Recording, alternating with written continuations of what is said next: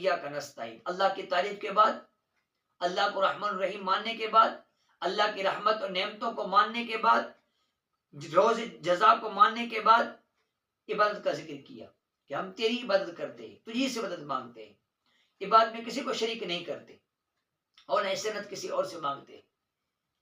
اس میں عبادت اور استعانت، اس میں بہت بڑی وضاحت علماء کرام نے، مفسر نے کی ہے۔